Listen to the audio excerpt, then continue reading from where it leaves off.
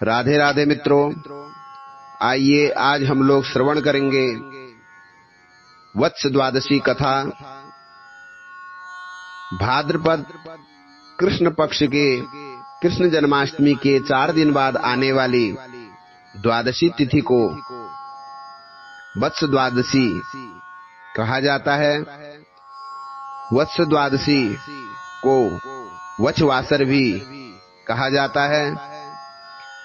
यह गाय पूजन का पर्व है, जिसमें गाय और बछड़े की पूजा की जाती है। इस दिन माना जाता है कि पूजा करने से भगवान श्री कृष्ण संतान के हर संकट से रक्षा करते हैं। साथ ही योग्य संतान की प्राप्ति की मंगल कामनाओं के लिए भी इस व्रत का पूजन किया जाता है। भविष्य पुराण के मुताबिक इस व्रत के प्रभाव से व्रत करने वाले को सभी सुखों की प्राप्ति होने के बाद अंत में गाय के शरीर में जितने रोवे होते हैं उतने वर्षों तक गोलोक में वास मिलता है। और गोवत्स द्वादशी के दिन श्री भगवान कृष्ण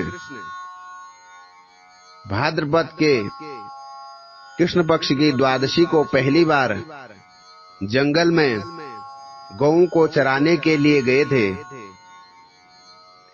माता यशोदा ने कृष्ण को पूरी तरह सजाकर गौएं चराने के लिए भेजा था। पूजा पाठ के बाद गोपाल ने बछड़े खोले। यशोदा ने बलराम से कहा, बछड़ों को चराने के लिए दूर मत जाना, श्री कृष्ण को अकेले मत छोड़ना। गोपाल द्वारा गौचारण की इस पुण्य पर्व के रूप में इसे मनाया जाता है। और इसी दिन औंग द्वादशी व्रत भी किया जाता है। आइए औंग द्वादशी की कथा का भी श्रवण करते हैं। एक राजा के 7 बेटे और एक पोता था। एक दिन रानी ने अपने बहू से कहा, धान धानड़े को संभाल कर रखना। धान धानड़े उसकी गाय के बछड़े का नाम था।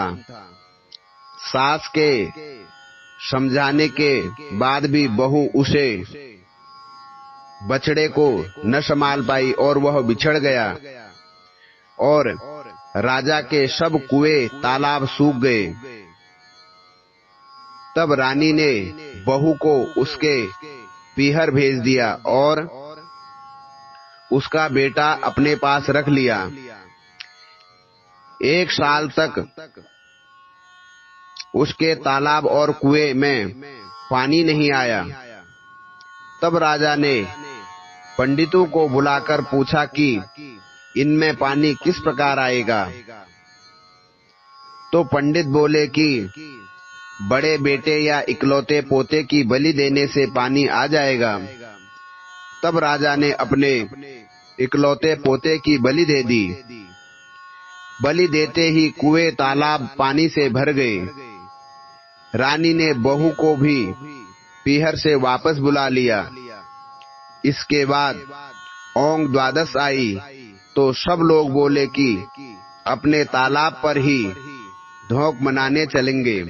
और सबने मिलकर खूब बाजे गाजे के साथ में तालाब पर औंग द्वादश की पूजा की।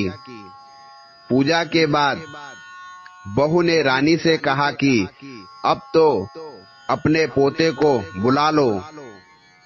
तब रानी ने कहा कि वो बाहर खेल रहा है, तू ही उसे आवाज लगाकर बुला ले। बहू ने आवाज लगाने पर राजा के द्वारा बलि में दिया हुआ पोता तालाब में से बाहर आ गया।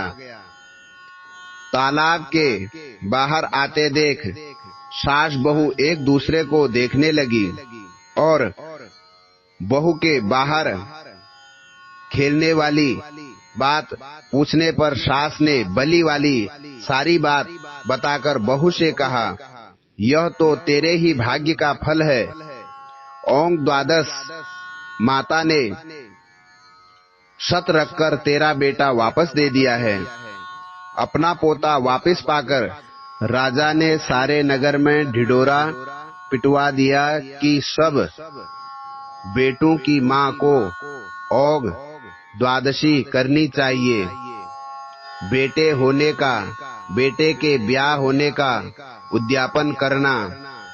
हे ओग द्वादश माता, जैसा फल पीछे बहू को दिया वैसा फल सब किसी को मिले। करने वाले को, सुनने वाले को, हुंकारा भरने वाले को, सारे परिवार को वैसा ही फल मिले। बोलो लक्ष्मी नारायण भगवान की जय।